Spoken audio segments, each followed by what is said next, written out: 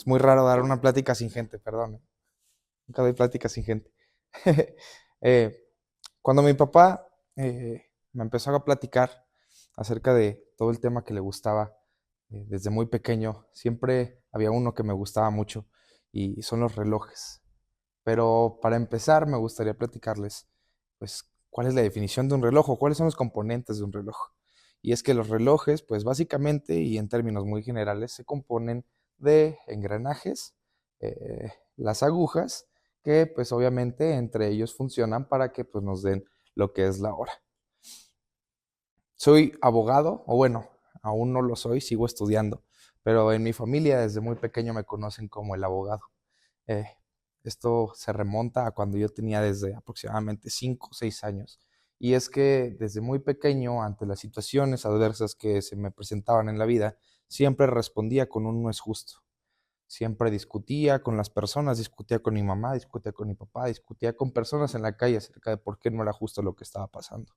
¿Por qué no era justo que no compartiera la gente? ¿Por qué no era justo que las personas ayudaran? ¿Por qué no era justo lo que me estaba pasando a mí? ¿Por qué no era justo lo que le estaba pasando a otro familiar o incluso a mi familia completa? Y cuando crecí, esto se transformó en un joven con muchos problemas, en un joven que no entendía por qué las cosas adversas pasaban, en un joven que no entendía por qué le pasaba todo lo que le pasaba. Crecí en un ambiente donde las adicciones, donde los problemas familiares, donde todas estas situaciones estaban a flor de piel. Crecí en un ambiente, la verdad es que bastante adverso, aunque con mucho amor.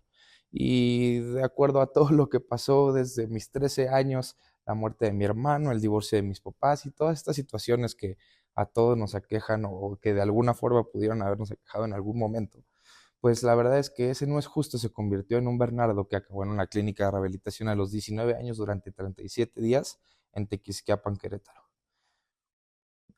Eh, en todo este tiempo, la verdad es que estuve pues encerrado, no vi a mi familia, no vi a mis amigos, solo tenía acceso a llamadas. La verdad es que estaba muy lejos, mi familia es de Zacatecas, pero yo estaba en Querétaro, entonces yo no recibía visitas, yo no recibía pues a alguien que me diera un apapacho los fines de semana como lo hacían mis otros compañeros.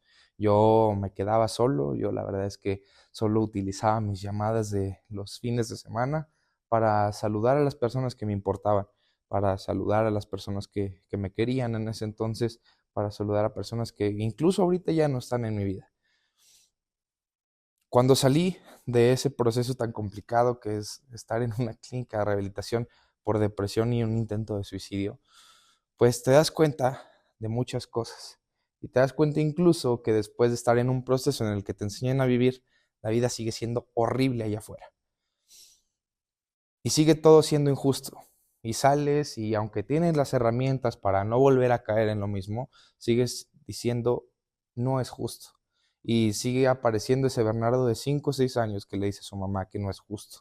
Y sigue apareciendo ese Bernardo de 8 años que se pelea con la gente en la calle porque no es justo.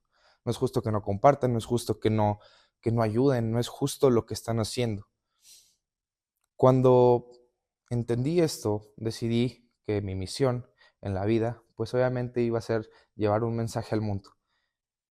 La vida es horrible, la vida es mala, las personas son malas, las personas, digo, mi mamá lo dice en otras palabras, ¿verdad? Mi familia lo dice en otras palabras, pero la vida es horrible, ¿no?